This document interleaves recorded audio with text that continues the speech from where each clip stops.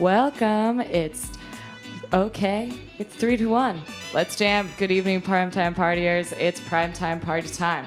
Welcome back to our hour of all things media and entertainment, live on the air at 9 p.m. at ptptshow.com and on your time, wherever you stream podcasts. Tonight we are going to revisit Cowboy Bebop to go through the end of the series, the movie, and any other lingering thoughts before we can get our hands on the live-action Netflix adaptation. This time, our podcast theme composer, professional musician, and hilarious holder of strong opinions on reality television, Justin, is here to weigh in on this landmark anime. And to top it off, back in the band room episode, and all-around good time, Kyle is also here to give his take on the real folk blues. All right, yeah, we have a real round table here this week. This is wild. Yes, recording live from Southern California.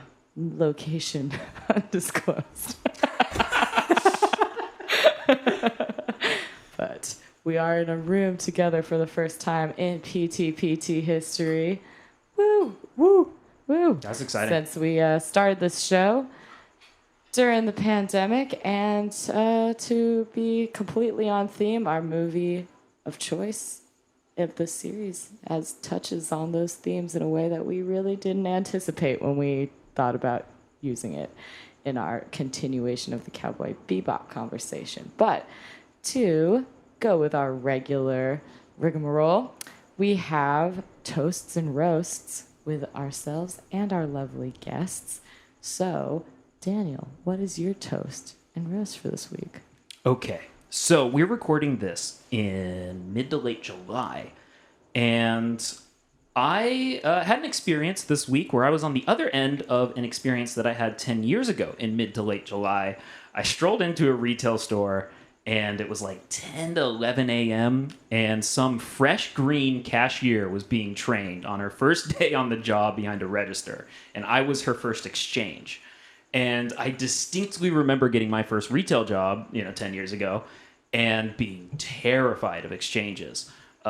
I was really nostalgic for being on the other end of that. It was like a really fun, just kind of like moment, a little bit removed from the scene these days, but it's always fun to like go back and see that again. I don't know. I've always kind of thought that was kind of a delightful time, and that those jobs are just kind of fun and delightful. I don't know if everybody shares that same opinion, but I had a good time. So I hope all the new sort of trainees this season, right after high school, getting their kind of first retail jobs in, are having good times. And yeah, I'm just kind of like toasting to that general sort of experience, I guess. As far as roasts go, I will say, so I saw Snake Eyes, which premiered this weekend. Nice. My roast is not Snake Eyes, though I do feel like it could have used another rewrite or two to be like a good movie. I will say, though, there is this sort of thing in a lot of franchise movies as they're sort of building franchises right now.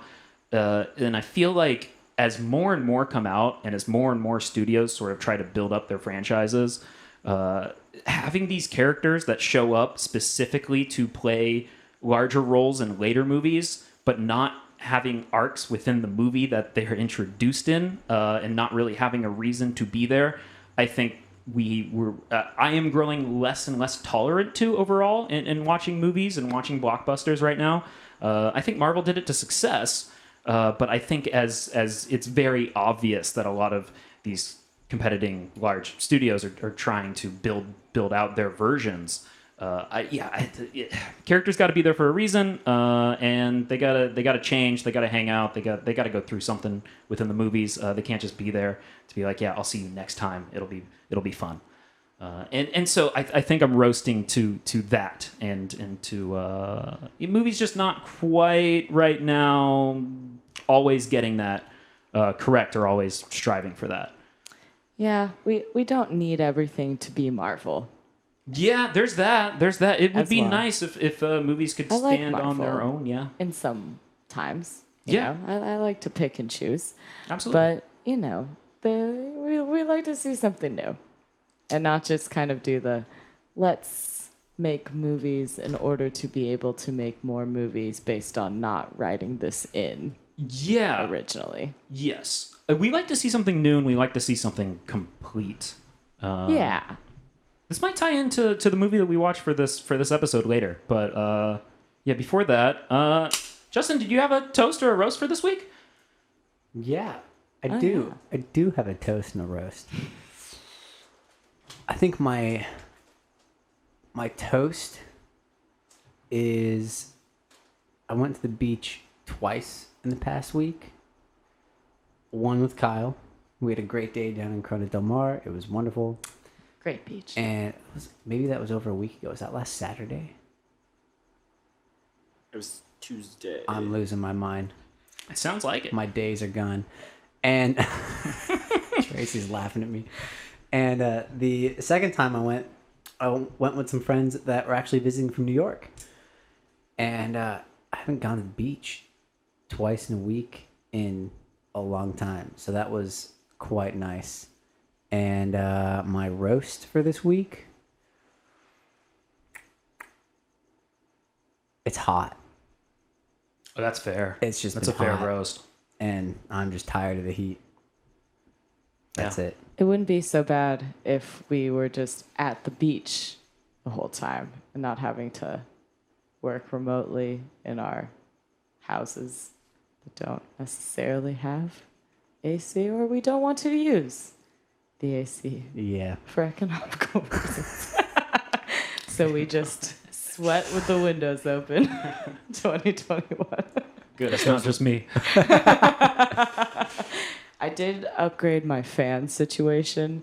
I got like a good stand-up, upright, like Vornado fan, and I was like, okay, this is my contribution to keeping cool for the next, I don't know, like 3-4 months we have left of Southern California summer. It's gonna be toasty. Yeah. And on that note, toast and roasts for Kyle. All right. Am I allowed to start with the roast? Yeah. Oh, yeah. All right. I'm going to roast Justin's toast because I was going to say the beach, but here we are.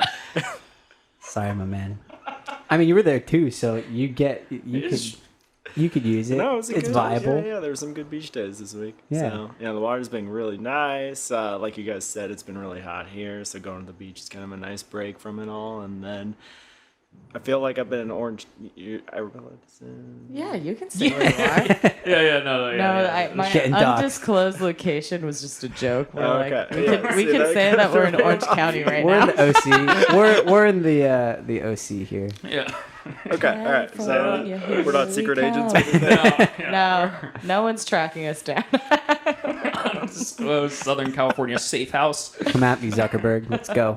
The beach is like way too much. The fact that we are within a reasonable distance of the beach, like they know way too much now. Yeah, I guess so. Much information. I guess so. So yes, Orange County things. Yes. I was gonna say now that I've been in Orange County long enough to understand the parking situation. You can find the free spots too, which is pretty nice. Yeah. For anyone who doesn't live in a major city in America listening, parking sucks. It's atrocious. Oh, yeah. Absolutely atrocious. And you live here long enough, you find secrets and you hold those tight. So the theater I watched Snake Eyes in, I rolled into like a Burbank shopping center, and it had a free garage parking, and I was 5-floor structure. Yeah, it floored me. I didn't know that existed. It's like the only one up there. Yeah. Now my parents moved to Burbank after living in DTLA for a long time because they were like, I'm tired of fighting parking to go to the grocery store. That's fair. God. That's fair. Wow.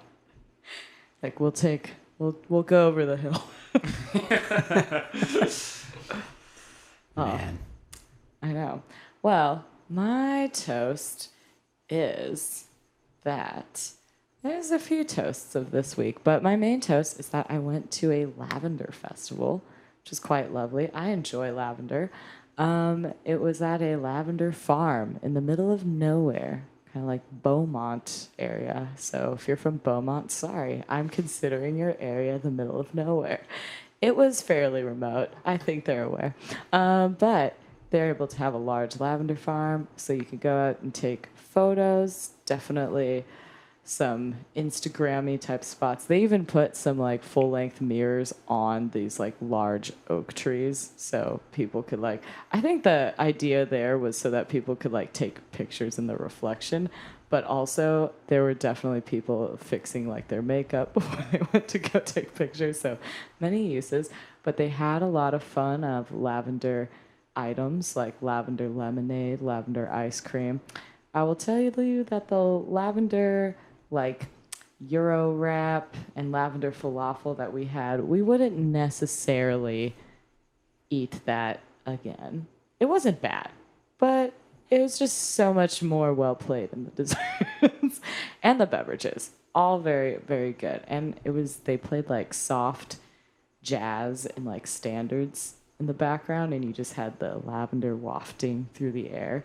And even though it was out in close to the desert, it was weirdly not too hot. It was kind of shaded from all the trees, and you got a really good breeze flowing. So it was just extremely relaxing. We didn't think we would just stay that long chatting and hanging out, but we were kind of like, they put all these like old vintage couches just like in this like forest land, and you could just like get your food at the stands, like chill on them. Or they had like tables that pretty much looked like wedding tables that were arranged with like flowers in the middle, and you got to sit at those too. And it was not packed or anything. It was pretty open. It's been happening since May, so I feel like a lot of people went before the heat came, and perhaps that's why. Oh, that's an extended lavender festival. That's cool. Yeah, it goes until I think maybe the end of this month or August. So yeah, it was a good time. It's definitely fun doing a little day trip, getting out there and seeing some buddies. I'd say the main roast I have is that Lavender Festival is great, but driving to the desert is less great. Just straight up driving to the desert. Driving directly Roasting into it. the sun. Yeah, it's a time. So that's one side of it. And then my other roast will be that my work decided that we will start going into the office once a week. And it's actually been really nice. So this is partially a toast. It's nice to see people once in a while. But I would say, like, I'm just going to roast my own abilities of, like, just learning how to be in an office again is not completely natural.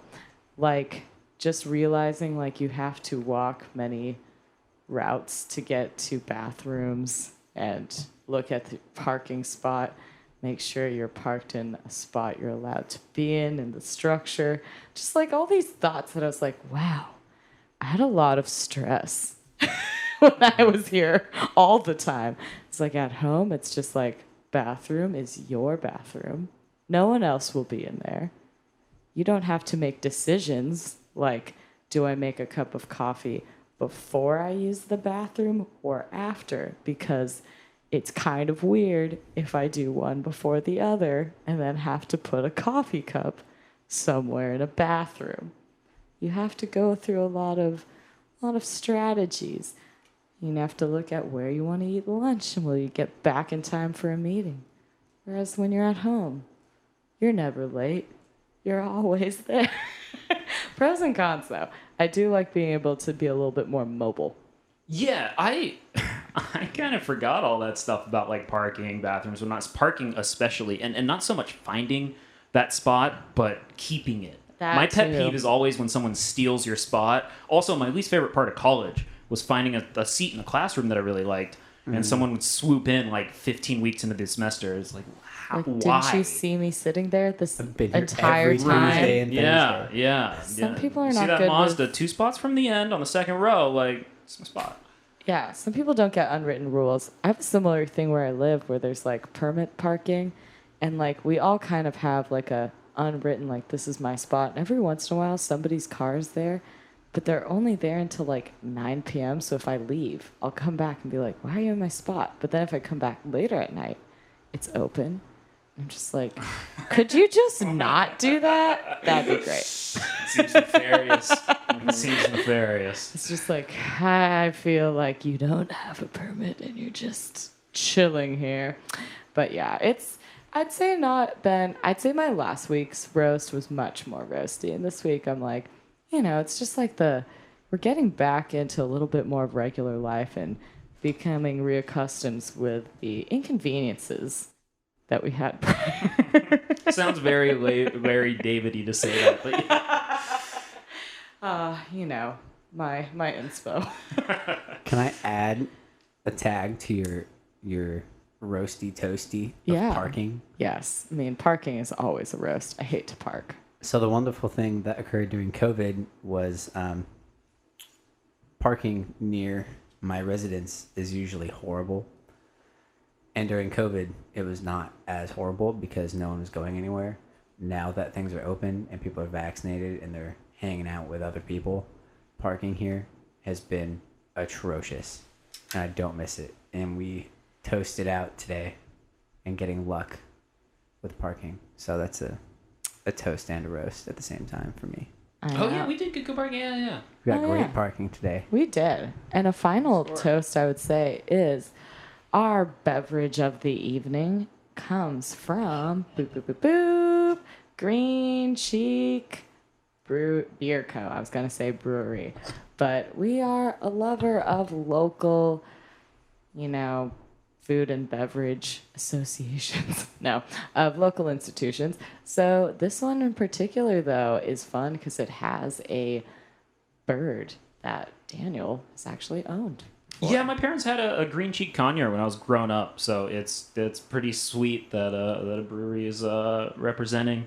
They're wonderful. They are absolutely wonderful, friendly, intelligent, fantastic little creatures. Ours would run around on the floor. He'd actually walk the hallways. It was Wow, that's cool. Yeah, he would skateboard on the tech decks and all sorts. He was a fun little bird. What? He was a good time. I feel like I Tony should have Hawk over been here. exposed to more of these sort of experiences with birds because I feel like I've said some negative thoughts about birds on the pod earlier, but if I saw I did.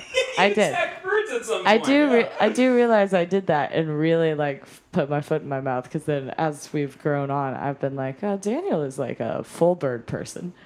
I mean, tangential. I mean, so right now they got a pineapple conure, and he's a little less, overall The fact friendly. that You know learn to love conure, that one. It's like I don't know what they are. They fly. Is So Well, this brewery does know what they are. Is it They a type do. of parrot? I would love to get fact checked on that. Maybe I'll do some research can right Google now. it. Yeah, I'll do some research on that because I'm not really super educated on them. I just like to come visit them and give them treats and hang out and watch the morning news on Saturday mornings when I'm down at my parents' house because, yeah. It's just a very interesting concept to be like, I like to go to my parents' house and hang out with the parrots / cognac while watching the news. Though we say this, and this is a bit of local, San Diego culture, because there are a lot of people with, big birds that like to take them out on walks, and there's, the OB parrots. So there's a lot of people like to have the exotic birds, because I think our climate is it's a good one for them to live in. And yeah, more on the Green Cheek Beer Co. is that their art with their bird is really nice. And we like to see their can art for this particular Pilsner we were looking at. Has a little guitar. We're digging it. And everything's kind of very bright and colorful. And it even allowed a couple of us here to acquire merch today to continue repping the brand. So, and this is a nice continuation of a saga since I know a couple of the, what should we call a couple of our peanut gallery here today. I'm not exactly sure how we should say our just our podcast team have also Juanita's t-shirts. So it does seem like, we just like to rep our local favorite spots and just be like, all right. Local brands all day. That Juanita's t-shirt does get compliments all the way up to Santa Barbara. Hey. Gas stops in Mission Viejo.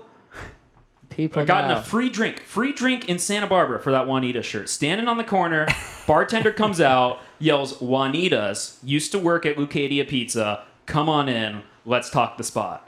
Nice. Wow. Nice. That is a great story. So hopefully a lot of Green Cheek fans out there, because they are part of the parrot family from South America.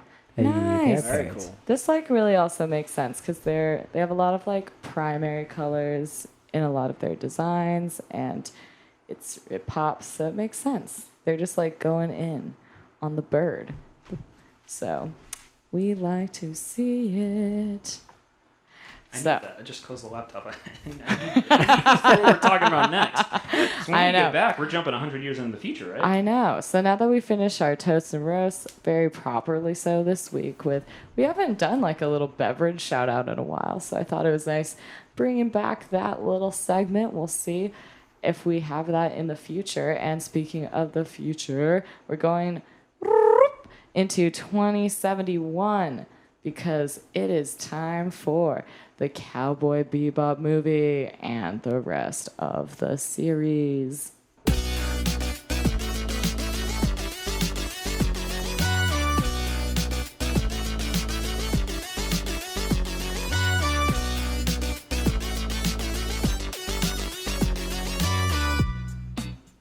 Cowboy Bebop.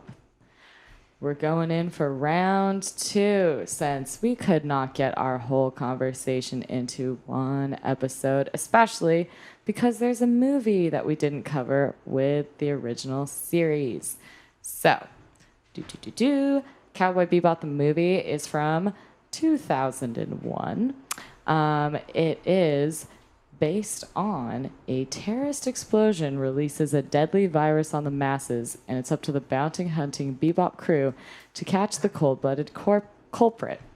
And yeah, I will say, for listeners, if you do decide to watch this movie by yourselves, be prepared that it is very much so related to the times that we are living in currently, though. As we are in the States, we are all fairly vaccinated, and so we would, hopefully not be seeing butterflies, and that would be a good day for us. Yeah. More to come on that.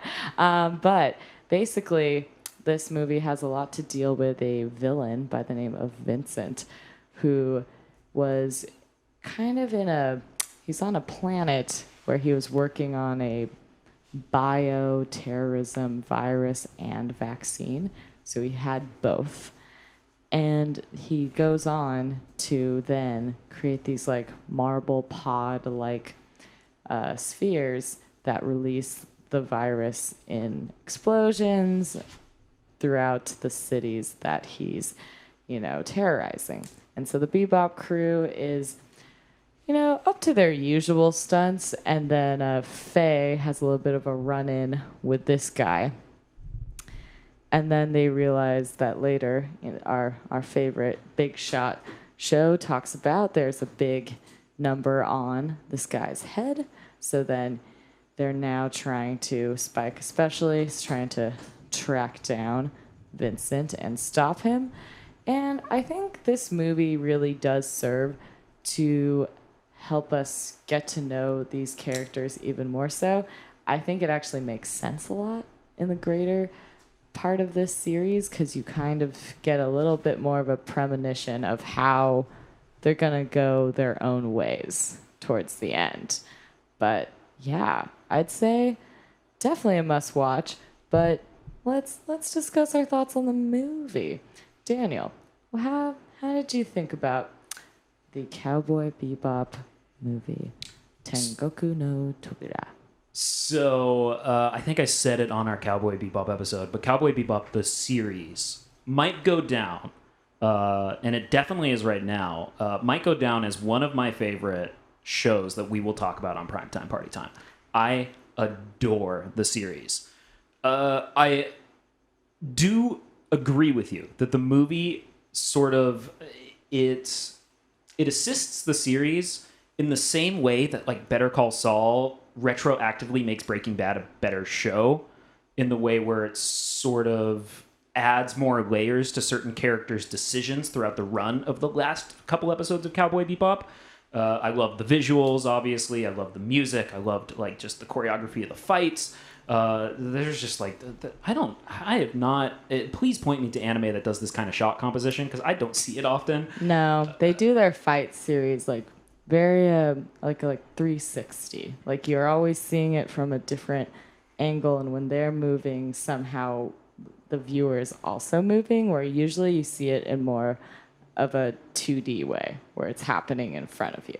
Yeah. So I think with all that, absolutely. As far as the story goes, I will say that overall, the individual sessions of Cowboy Bebop the series, I think I'm more partial to overall than watching it in a movie format. I think that a lot of the episodes were, I don't want to say more original or special. I don't know what it is, but there's something about either the pacing or how they present themselves that I think is really deliberate and really individual. Whereas I did really enjoy this movie. I really enjoy where this movie falls within like the greater sort of being of Cowboy Bebop. I don't know that I preferred it or the viewing experience of it over the sort of over the sort of my favorite sessions of the show.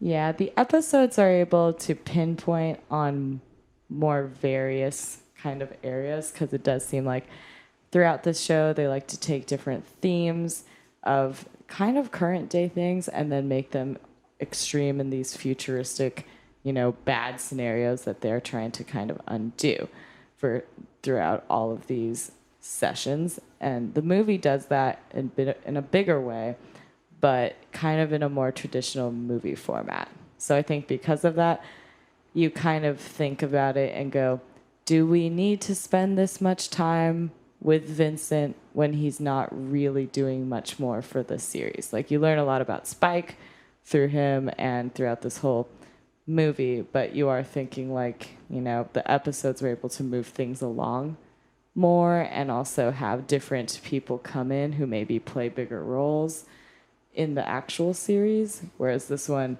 you are going to have to kind of have that regular structure of setting it up of them doing regular times, just kind of business as usual, and then moving into what's this movie about and then tying it up, because that has to happen too, since this movie sits within episodes 22 and 23 in the show. So it couldn't be too open-ended because they got to wrap it up in 3 episodes. Yes, that was interesting. I was sort of confused in the middle of the movie. I don't think confused, but one of the things that I was watching for was I was questioning why, in spending so much time with Vincent, if we were supposed to see him as sympathetic or not, when his actions in the second half of the movie very much showed not, and some of his parallels with Spike kind of showed why we were spending time with him, I think.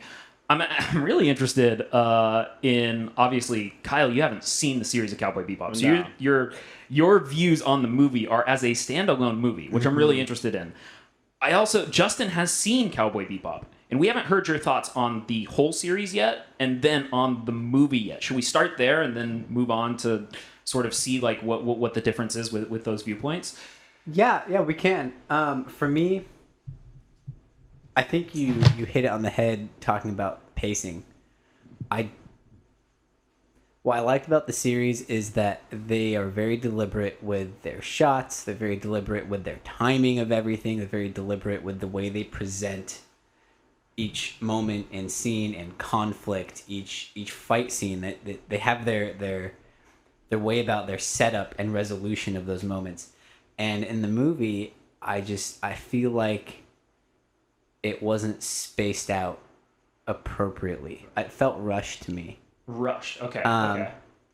More so, I think, in the plotting, because I think, especially mostly with Vincent, we have the bit of the backstory of all the other characters. Obviously, it's coming up through end of season 2, but with Vincent, I just got this sense that it was just, it's the great bad guy. Yeah, he does actually wear a tall, black trench coat, witch hat, and a trench coat with a trench coat, and he kind of has like a sickly complexion. Yeah, he really does. That's a good point. But you're kind of like, so you have the in this movie, they have a nanotech vaccine that he apparently has, but it does not appear so in his appearance. But I agree with that because I do think the episodes do a little bit of a better job of introducing you to the theme and kind of the plot and the goal, really, and what the assignment they have. And this one, it starts off as a little bit more of like kind of background, like, okay, they have the convenience store shakedown that they're kind of just helping out with. Oh yeah, it was kind of like a one-off little scene. Yeah. Yeah. And then, Faye's off doing something else that ends up being the catalyst for this bad guy, but they're kind of having to unravel it more, and I feel like that's probably what they have to do since it's a movie, because in the episode they'd really have to get to it. They're not very long, and they gotta get it through in, I don't know, it's like 25, 30 minutes. Yeah, and right. so when they have an actual like 90-minute runtime, they kind of get to slowly move into that. And you really do see in this movie that they don't have to, I'm going to say that again. You really see in this movie that they don't have to have each other's backs very much. Yeah. Because as the team, because there's even a point that, and we were kind of joking about it while watching it, but then Spike actually says like, where's the camaraderie? Or not Spike, Jet. Jet says, where's the camaraderie? And he's going like, it's me. It was easier when things were solo. And he's just like off like, Faye's being held captive. Yeah, which one of us was the one who was like, wait, why is no one checked up on Faye yet? Yeah. Oh, I think I mentioned that. I feel like we all kind of were thinking it. We were all kind of Yeah. It's like, We're just wait a looking in minute. the She's room been being out like- for like 4 scenes now, and no one's mentioned it. Yeah, No. though the series does sort of talk about, especially, it is something I noticed in the later episodes, that they still don't really care about each other. It's they're not so concerned when they're in or out, and there is sort of some late stuff where it's surprising when the series is on. Sort of when they do sort of care and take action about like each other's misfortunes or when they're leaving or whatnot, and when they're actually surprised to learn more about them. Yeah. There's that like great episode of Faye's past when they all sort of learn about her and whatnot, and it is surprising when they show empathy towards one another. Right. It was fun though that we had to call out that like in this movie that they were sort of all like kind of in their own worlds. Yeah. And in a way, they were kind of competing because she was trying to get Vincent as the bounty, and so was Spike. Yep. And they were not really working together. And, usually it seems like, Faye and Spike kind of have a little bit of like banter, but instead he was doing that with the Elektra woman who comes into play. Character, Yeah. So we have a new one-off kind of girl of the movie who's kind of randomly in the mix, but also has a connection to the villain. So as I took it, this is tough. This kind of gets into the series. So I'll just say this real fast, and we can move back to it later if we want to. But I took Vincent and Elektra to be Spike and Julia. And so That makes sense. So like because okay, first off, Kyle, Yes.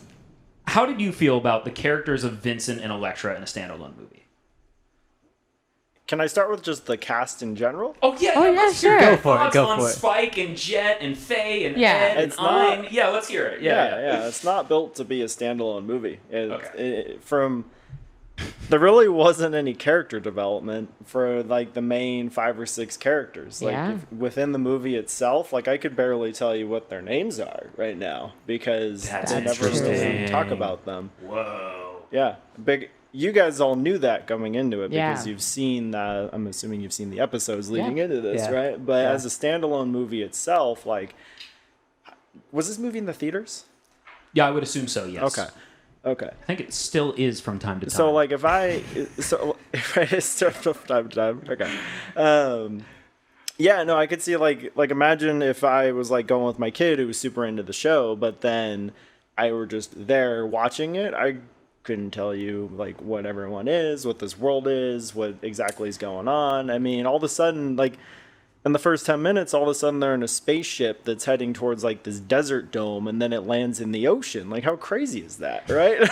That is true. They do not lead into anything. No. And they we don't. even were like trying to keep track of locations when they go to different areas. Like, okay, right now they're in Morocco, then they're moving to New York, then they're moving somewhere else, and then there was like a scene that seems to be like modern day Tokyo. So it's interesting because I think like when you've seen the series enough, you are kind of more just like, okay, they're popping on the ride. Like it is similar to kind of like, you know, the Futurama and a lot of series that do kind of the space quest episodes where every episode they're kind of moving somewhere. I think the interesting part about Cowboy Bebop though is they're going to places that actually exist and they're not too fantastical. And so are all of the scenarios. Like this movie is biological warfare and contagious viruses, which we all know we wish were fantastical,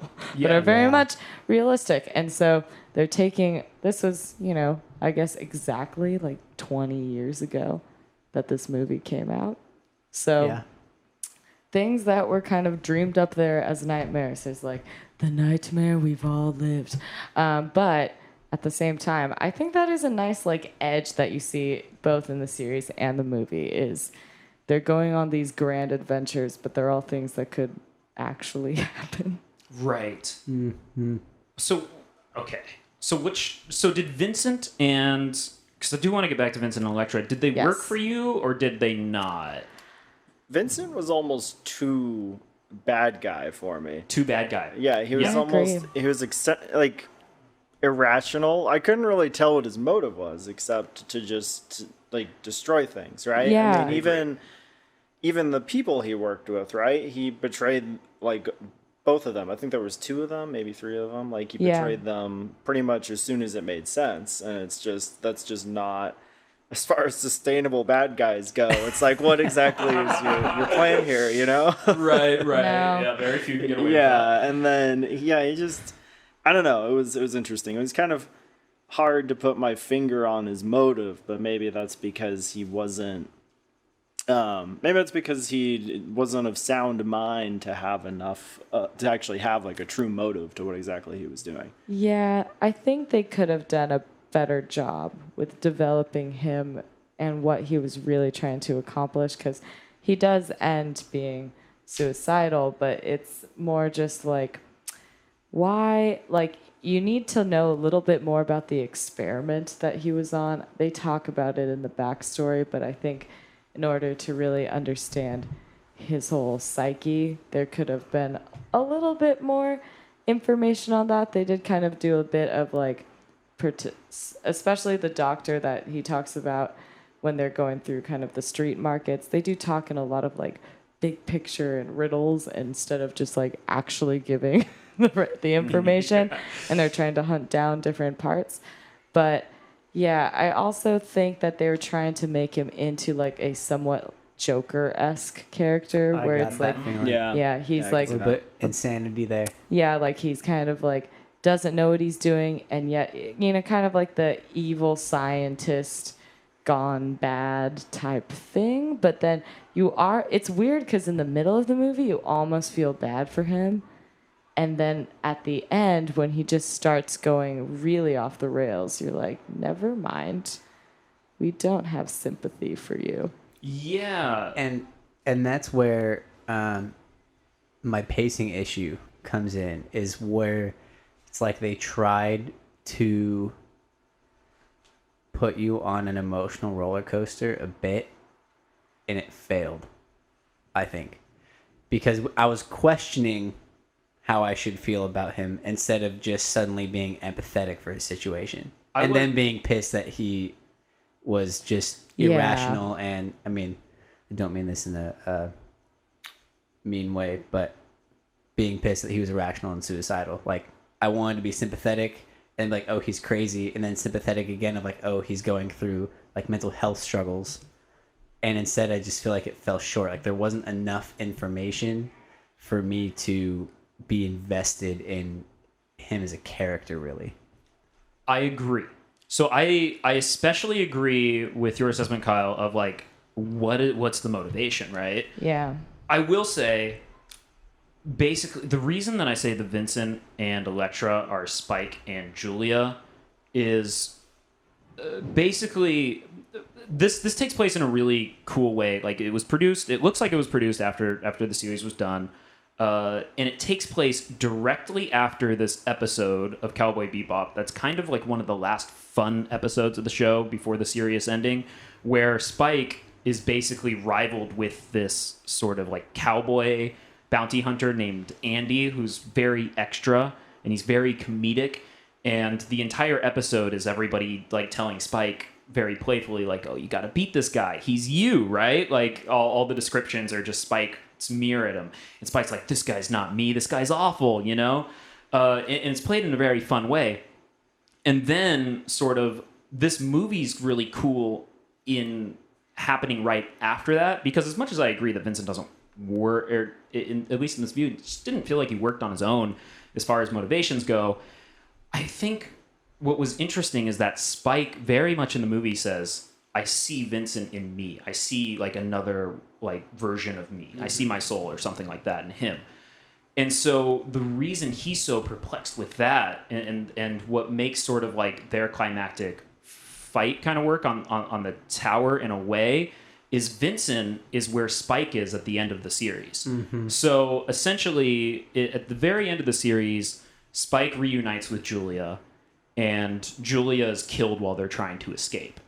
And so Spike basically, like, his rival's Vicious, and Vicious tried to have him killed, and he had to flee, and he left his life, and he basically like doesn't really look at his past, or so that's like why he's on the Bebop with Jet, is that he's basically just like in flux, like his life is ended, and he's essentially just sort of kind of floating around, taking bounties, running away from his past. So when he finds Vincent is very much where Spike is 3 episodes later, because Julia dies and Spike leaves the Bebop, and Faye, like, she's begging him not to go because she's like, "You're just gonna die." Like, Vicious is basically like doing this coup to take over this crime syndicate, and Spike wants to have one last confrontation, and he has no fear. Like his hopes of like everything that he couldn't leave behind, like they're now gone for good. He has nothing to live for, and he doesn't even, basically what he says is, she's like, why would you just go there to die? And he goes, "I'm not going there to die. I'm going there to see if I'm alive." And he ends up fighting Vicious to the death, and they both basically mortally wound and kill each other. And so Spike dies on the staircase. He has this really great line where he kind of looks at all these sort of like syndicate crime members, and he's just killed their leader, and he goes, bang, and he kind of falls to the staircase. Fun fact, Steve Blum actually has the wave file of him saying bang tattooed on his arm. Wow. That's cool. It's really cool. But so what I saw in Vincent in this movie is Vincent when he was remembering who Electra was, and he was going, like, they had their guns pointed at each other at the end. I saw him, and that was the whole thing, right, with the butterflies, is that he wanted to know if he was really alive. He wanted to remember his life. And so what Spike saw in him were the parallels of what inevitably happened later on with him and Julia. Does it sort of, like, is he thinking about Vincent when he goes to have that final confrontation with Vicious? Perhaps. That's kind of where that's the question of, like, is this kind of like the Better Call Saul of Cowboy Bebop? So, yeah, I don't know. Like, I'll agree. Like, as far as, like, memorable Cowboy Bebop characters, Vincent and Electra aren't in my top. Like, I loved characters like VT. I loved, honestly, everybody that shows up in Cowboy Bebop. Yeah. But as far as, it's again kind of, and, like, I didn't even really see all of Julia, I felt like in the series, you have to trust Spike.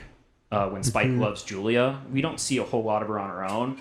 And I don't know that that's, like, not a flaw of Cowboy Bebop, but I saw sort of the same thing here, where he saw so much of Vincent in himself. He saw so much of his inevitable future actions in what Vincent was doing, that it informs his character in a way. And it works really well between, like, the rivalry that he didn't believe in, that everybody else saw in him, and the rivalry that's actually true. So yeah, that's sort of who I saw in Vincent. I think it's a very good take. I like it. Yeah. I think that also could ring some truth in that we were seeing Spike be a bit more like flirty in this Yeah, that was movie than interesting. normal.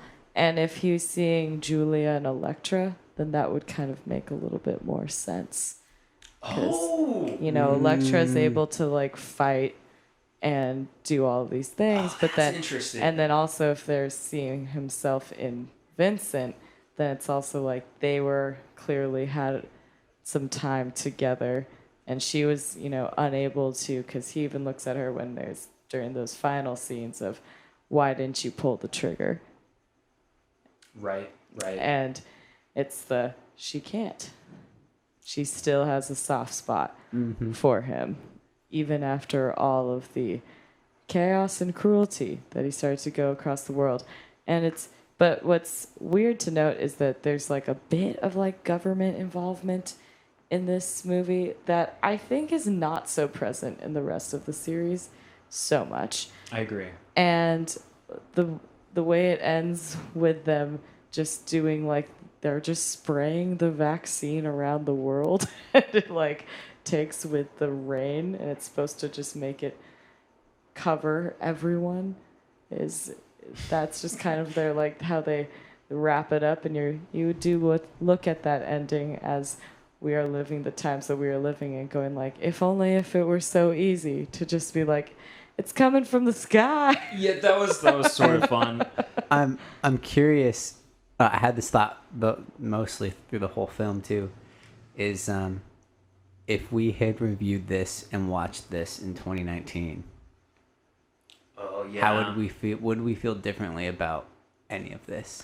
I think we would. I think there's think a we would, different too. bit I definitely of think we would. intensity that I I felt while watching it Yeah. in this moment of being like, yeah, like this is serious. I'm looking into a mirror right now a little bit, but unfortunately we don't just have these like, you know, bounty hunters just going around making sweeping decisions.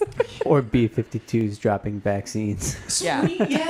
So this is something I really hope this shows up in the live action version. One of my favorite things that happens in Cowboy Bebop is like them pulling 20th century technology, like that episode where they're hanging out with the shuttle, or in this case when they fly in a bunch of like mid 20th century bombers and planes to distribute the vaccine.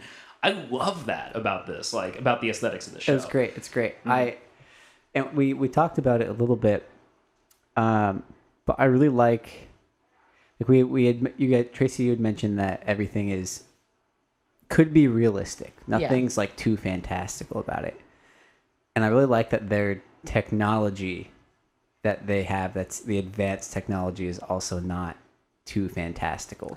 No, like Right. they are FaceTiming each other. Like all of it's very plausible and well thought out, and it's just, again, this just goes back to watching this in today's reality instead of, you know, if we had seen this when it came out in 2001.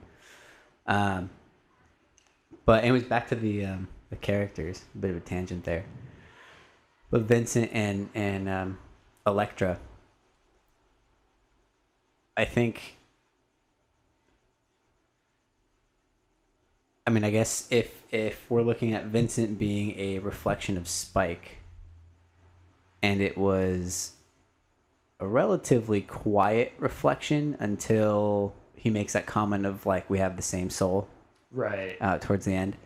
But in the very beginning, when he and Jet are playing their game, and Jet's like, oh, you're just, you know, that's just how you live life. Like you just do whatever you want. You're just very what's the word he used? Impulsive and like instinctive. So he has good instincts, but then he like acts on impulse. And Vincent, same way. You know, the way he at least their fighting style, the way they fight, the way he interacts with the other characters, how he completely and literally backstabs like his two helpers that he's got. Right. It was all very in the moment choice decisions. That's just kind of, I don't want to say crazy behavior, but it didn't seem to me there's a whole ton. Kyle's making a face. Kyle's that's like, kinda it's crazy, it's crazy. do we call it what it is? Makes sense. But Spike behaves in a similar manner, even in the opening scene when they're at the like basically a CVS, and the fourth guy comes out of the bathroom, and he shoots that guy, and Jet's freaking out like, oh, you could have shot the lady and all this stuff, and Spike's like, doesn't matter. So Doesn't matter. And Vincent, very, I think, similar mannerisms of the bystanders and casualties of his behaviors. Like, it doesn't matter. Yeah, he has that moment where he hits that switch with that explosive. And then Spike just looks at him because Vincent says, like, I bet you think I'm bluffing. And he does it. And then Spike just takes out a cigarette. Doesn't Spike just basically give him permission to, like, right before? He's just kind of like, yeah, go do it.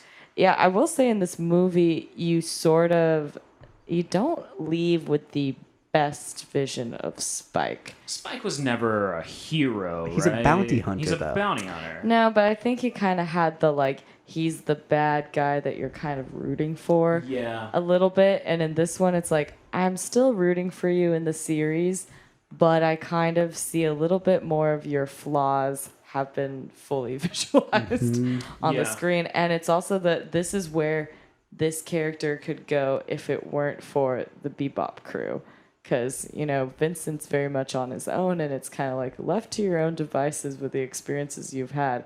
You could easily go the villain route, and you're making choices to not completely go there, but you're also definitely not a good guy. You're not out there trying to stop this guy from causing death and destruction.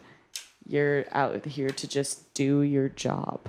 I think that is a really important note. Sort of like having the bebop crew for the important parts of Spike's life, for honestly Jet's life, when he kind of deals with his past based in Ganymede, for Edward's past, with her father, Ein just kind of kicks it, but Faye's past, with her accident and subsequent like regaining of her memories. It's interesting if they didn't have the bebop crew for those moments in life, and even though they really don't at the end of the series, like, where would they be? Would he be, it's true. Yeah, they are a band of misfits for sure that are taking on all these crazy bounty quests. Never getting much money for it. No, that is like, and it's even the convenience store shakedown. They really just leave mostly with a lot of snacks. Like, they just have all of the different kinds of instant noodles, and they're like, if you want protein, you're gonna have to catch someone better.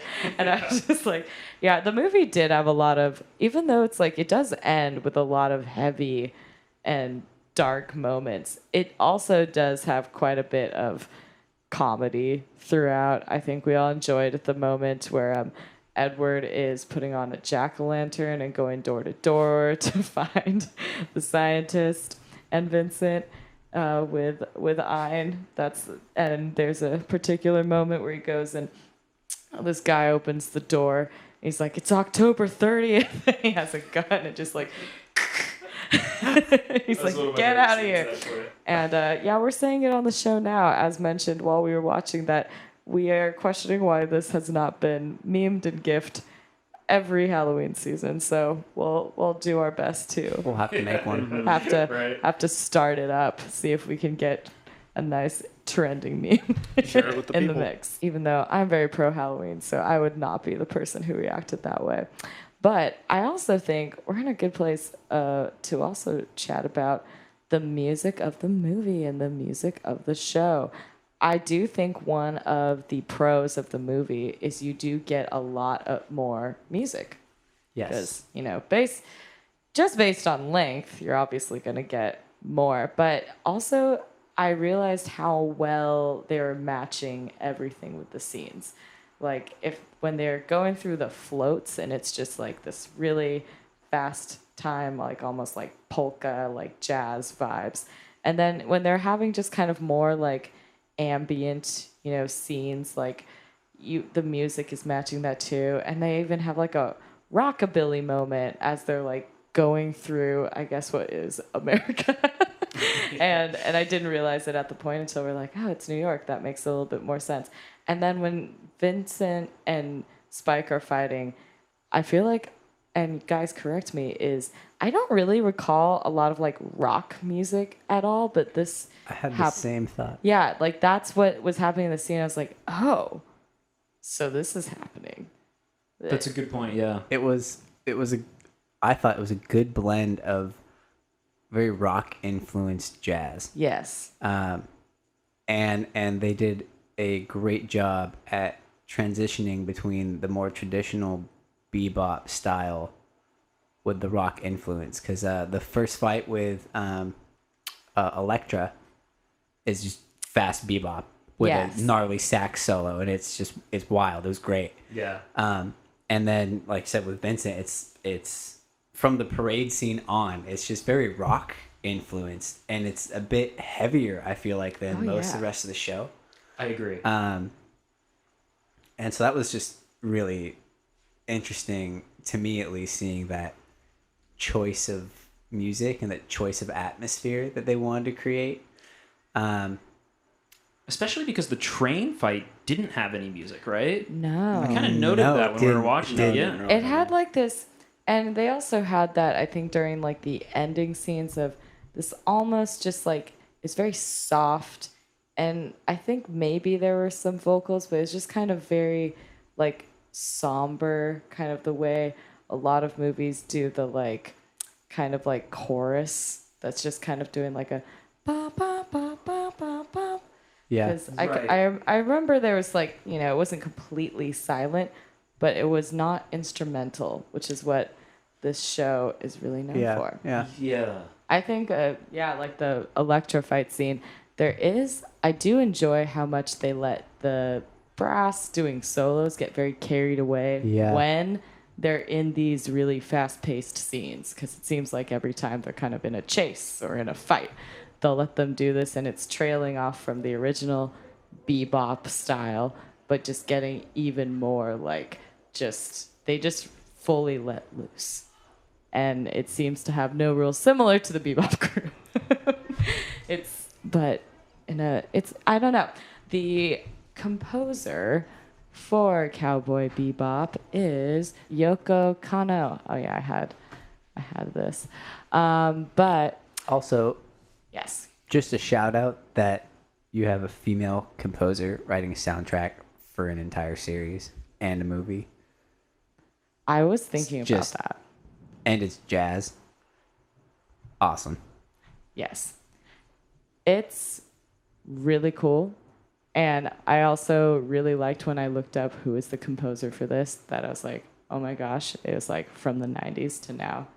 Female composer who's doing all this great music. And, you know, it's really hard to put your finger on it because it is jazz, but then they'll go through different genres, but it's still, she does have a good job of putting a trademark on those. So even when they switch to something a little bit more country for big shots, and then when they go into the rock for the fight scenes, you can still tell it's the same person, and it smoothly, as Justin said, transitions for the rest. So yeah, we really like to see that. And she's worked on a few other animes and movies. As we saw in the credits for her bio, that she also contributed to one of the Ghost in the Shell iterations. And she will also do the music for the upcoming live action. So as much as we might have reservations about animes becoming live action and seeing how it goes, at least rest assured that the music will be great. Justin, Kyle, are you looking forward to like a live action version of Cowboy Bebop? No. So Let's unpack that. okay. Yes. Kyle, do you want to go? Do you want me to go? I don't know. Just speaking historically, I feel like, I guess just one thing with just, you know, again, I've only seen the movie, right? But the artwork, the fight scenes, the music, just the actual, just how they put the show together, I think that adds a lot of that is the magic behind what's going on, or at least I guess I don't want to say it is the magic, but it creates like a very solid foundation for then creating stories, further creating this world, and just sort of exploring everything. So it's just how do you take that and how do you recreate just kind of that essential foundation within a live action movie, and then try to build your stories and your world and everything else on top of that. I don't know. I mean, I think we all know that other shows have tried it, and I think we also know that a lot of these same shows just haven't really pulled it off. So I mean, I think it's just kind of a probability thing. It's like, why can't we just kind of leave it as it is and not chance that we're going to make a live action that just doesn't quite work? Yeah. Okay, that's a good argument. So my opinion on this is enough crap came out in 2020 alone that was skip theaters or was zero advertisement straight to the streaming services. And I could be a bit biased just because at some point during the pandemic I got really sick of just watching TV in general. But I don't want another live action show, or frankly another movie, we'll say that. I don't want to see another movie that just misses the mark. And so much stuff I think in the past year was kind of just rushed out, and stuff could have been done a bit more meticulously. Daniel, you had mentioned that Snake Eyes could have even used a couple rewrites. Yeah. And there's so much you can do with the anime format and the medium that we've all seen Marvel. We've all seen what the greatest and latest CGI has to offer. And I just don't really... I'm skeptical that they'll be able to transition the style that the formatting gives off in a live setting. Like, it's really hard to do, taking something from an animation that's as in depth and detailed as this. Like, even like the fight scenes, Tracy, you were talking about, that's stuff you can really only do with animation, or you fake it with CGI.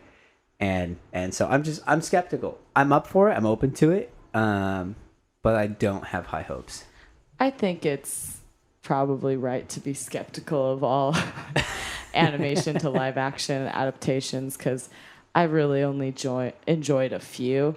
And even so, I think a lot of times when you take something that's very beloved and do another iteration on it, I'm open to see it, but many will be like, I would have preferred just another season, or a kind of into the future, like what are the rest of the Bebop up to, instead of that's interesting, like spin-off redoing series, because you can't Yeah. do more Cowboy Bebop. No. So, you know, they could just kind of, see what Jet's up to. Or maybe it's just a series on Ed and Ein, because they're really I watched the hell out of that. Exactly. Oh, yeah. So those are the things where I do think about, where I'm like, I'm especially thinking about Inuyasha, where they could have easily done the live action version of that, but instead they are doing like, no, we're going to do the children of these characters and do a series of it that also tells you a little bit more about the original storyline, but is primarily focused on a new storyline with some of the characters, but not the ones that you were as invested in when you first watched the original series. So I think that has had a little bit more success than lifting to another platform. But I think that's, the way the music blends with the visuals, and their animation style is somewhat timeless, I'd say, because I watch it now and it doesn't look like it was... I watch a lot of animes that are from this era, and you can usually tell and go like, okay, yeah, it's gotten a lot better now. But the way they did a lot of the lighting in the animation makes it just kind of look cool and vintage and not aged. So that's kind of going to be the challenge for the live action. Like, are they going to film it in film noir style? Like, are they going to do these kind of, elements that make the visuals and the audio really tie in together, or are they going to do something completely different? Yeah, I am. He has put it really well. The probability game. That's really all it is. It really is. I think we talked about this last time. Is Yeah. that it's such a cinematic property that it feels like in the right circumstances, in the right conditions, this could be a dream project. Oh yeah. If you knew what kind of visual influences you wanted to pull from, and I don't even think it needs to match that at all. I love that we're getting an older Spike with John Cho. I love that like we're seeing the differences in the characters and the casting and the iterations of characters. If you just wanted to put the same character on a screen every single time, just watch the old thing. Yeah. But I agree that there's so much here, and there's so many layers to all the aspects that we've been talking about that it takes some perfect conditions to rein that in to be something like this.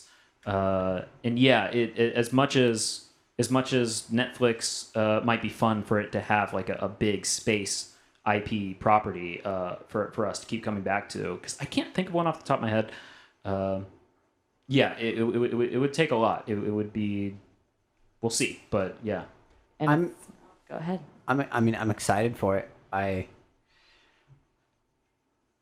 Do either of you know how long this has been in the works for? Yeah, it was actually filming back in like 2019. I believe one of the principal actors, it might have been John Cho, suffered an injury that delayed them in through COVID, and they picked up filming recently. So this has actually been going on a while. So I'm hoping off the cuff that could be a blessing in disguise, because it gives the whole production team a year of lockdowns to really take a look at how they're going about this whole thing. It's true. A lot of projects just need more time in pre-production. Yeah. A lot of times, it's a pretty tried and true kind of problem. Maybe it gives them time to check over some dailies. Maybe they can adjust. Who knows? If they're even, this could be like, it could be under wraps, but they can be sitting there and being like, wow, this is gonna blow people's minds. But agreed, probability wise, perhaps, yeah, that could be cool. And I think we're gonna see sort of since they have this show in the works, and Yu Yu Hakusho is also slated to be a live action. What's that one about? So that one it's not, it's very different, but I believe the creator is also the creator of Dragon Ball Z, and this show is kind of like when they first start to have like arena fighting kind of animes. But he starts out as just kind of this punk kid who then he saves a kid from being hit by a car, but he's hit by the car and dies. But then the spirit world kind of gives him a second chance, and he kind of gets these to come back. And in the end, he kind of becomes this spirit world detective, and he's kind of hunting down, similar enough, but kind of for different reasons. He's kind of a bounty hunter for people who are escaping like the underworld. That's cool. And that's then, high concept. That's cool. Yeah, but then it's also like there's kind of a weird history with him, and like kind of having to go to the underworld sometimes, and there's all these like demons that escape, but then there's kind of like he has all these like extra abilities that people are wondering like how'd you get those? So I think it's one of those shows that I actually do see how both of these like could be live action shows. When you're watching it, you're like, oh, I could see a show get pitched this way, but it's just like the story already exists, and the show already exists, and there's also movies. So there is a lot already out there. So that's, I think, the challenge of you have to make something that's a little bit different, but also in the same kind of family of what has been created. Yeah. Right. So that's their challenge, and we're hoping for good things, but at least I'm going to be looking forward to a new soundtrack. And I do wonder if, like, regardless of how this show goes, if it will make more people go back to the original. I think the answer is yes. As someone who, like, for whatever reason, just didn't watch this series for so long after hearing its praises, yeah, this is if you think you're remotely interested in Cowboy Bebop, you are. Yeah. You should watch it. It's an incredible series. In my It will opinion. pull you in. Yeah. Yeah. Final thoughts on, or if we have anything else to discuss, Yeah. or any other topics we might have missed, but also, or what tab do you have open? Oh, yes. What is this? this? Is why the ending of Cowboy Bebop is more significant than you think. Yeah, we have a few more thoughts to wrap this up. But a lot of what this is from Looper.com. And one of the things that's interesting that they note, they also see the reflection of Spike in Vincent. So they do mention that in this as well. So fact check, What? our Bad film take or what? analysis is correct. But and one of the things they also go into is their feelings about kind of being in a dream versus reality are really similar, but they just have different takes on it. So what they're saying in this is that, Spike takes it as like slouching through life, and Vincent decides to bring madness to everyone else. So they're both kind of in this similar state of not having a full grasp on reality. And, Spike's more of the like bearing everything down and ignoring the situation at hand and focusing more on bounties. And whereas Vincent is like, since I am unraveling, I think the world should also. Oh, good taste with the Joker.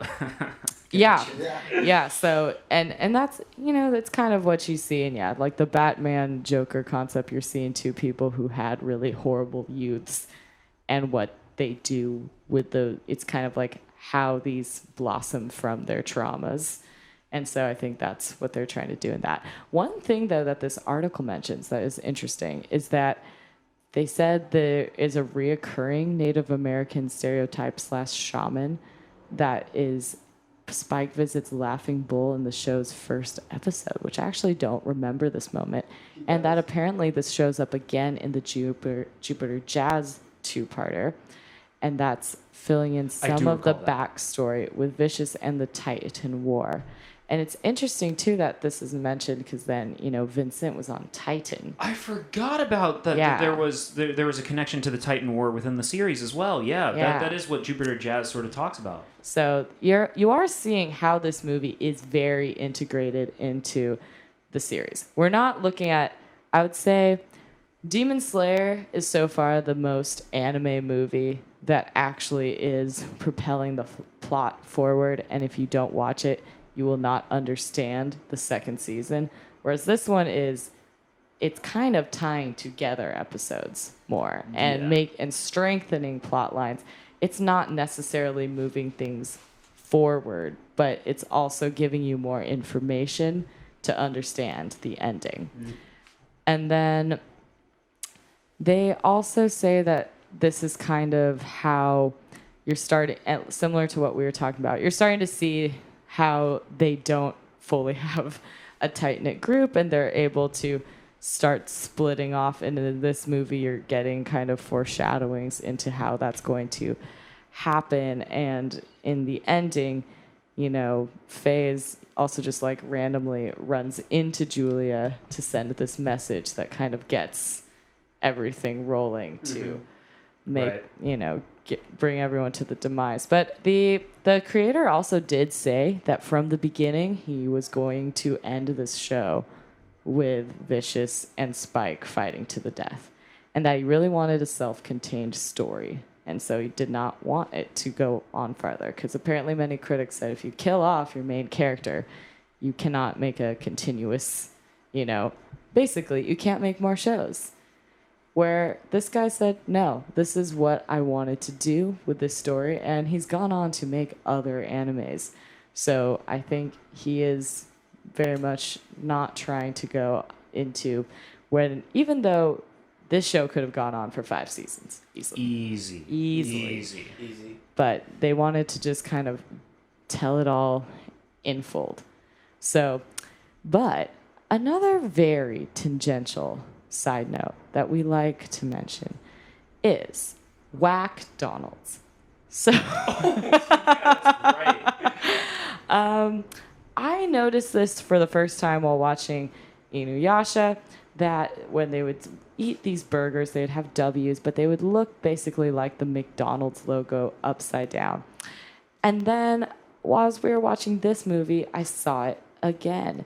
And Wackdonald's or Wackdonaldu is how you would it's like Wackodonaldos is how you would say it in Japanese. It's a fast food chain used in many different anime and webtoons and is based on the real life McDonald's.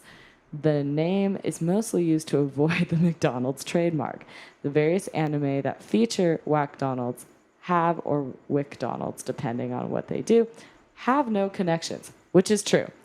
These are not from similar creators. It's just one person thought of it.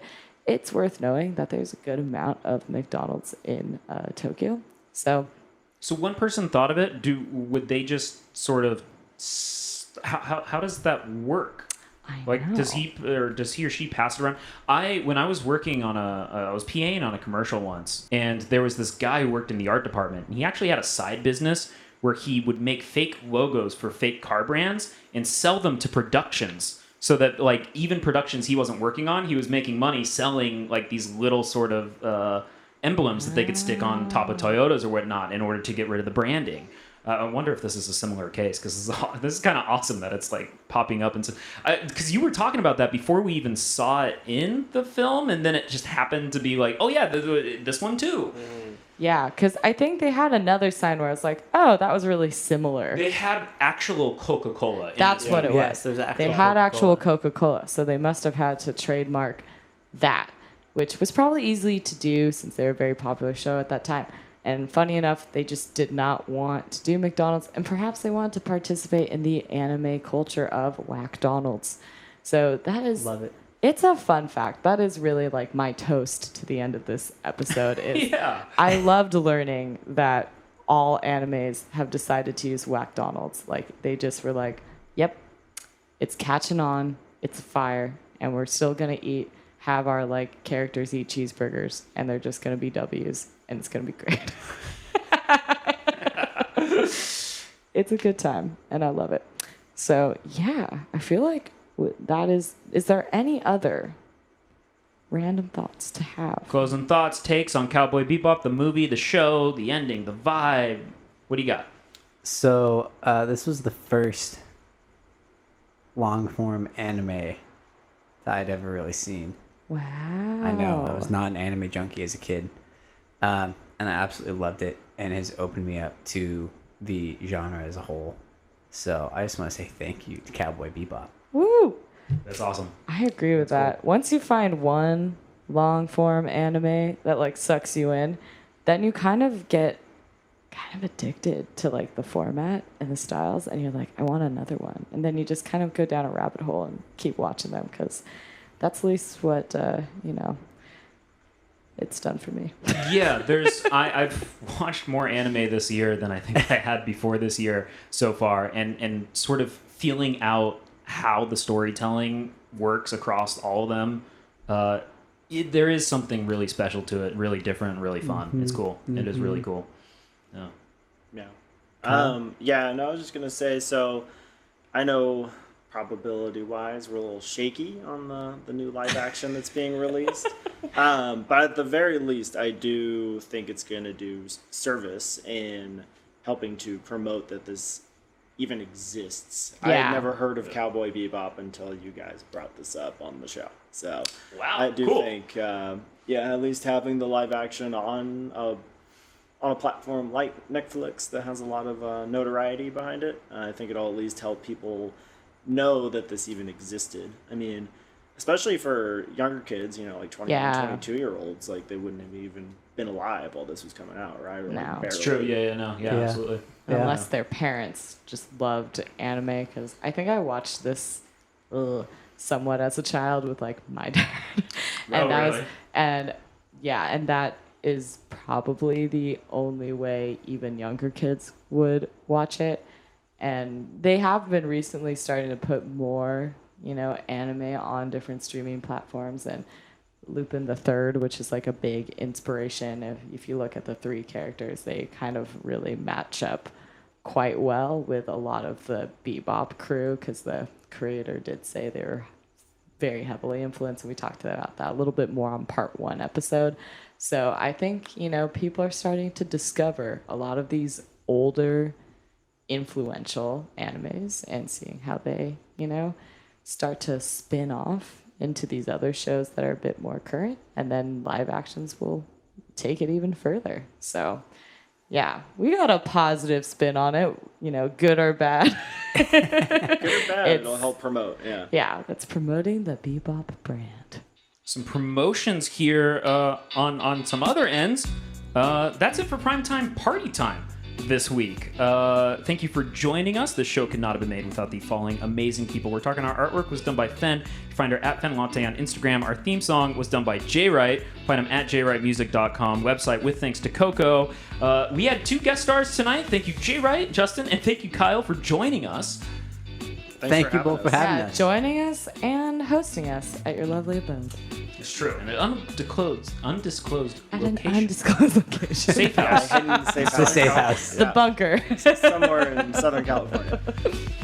You can find episodes of Primetime Party Time on Apple, Spotify, wherever you like to listen to podcasts. If you want to rant, roast, and or rave with us, you can hit us up by sending us an email at info@ptptshow.com via our voicemail or chat box on the ptptshow.com homepage. And catch the next Primetime Party Time next Monday, live at 9 p.m. Pacific, here on ptptshow.com.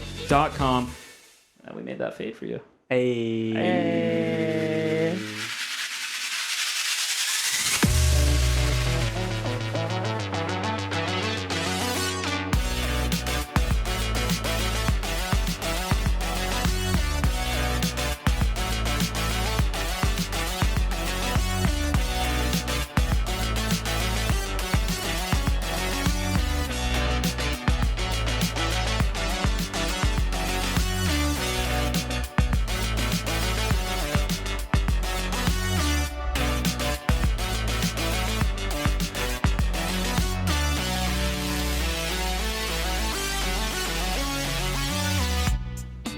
First live show wrapped. Yeah. It's cool.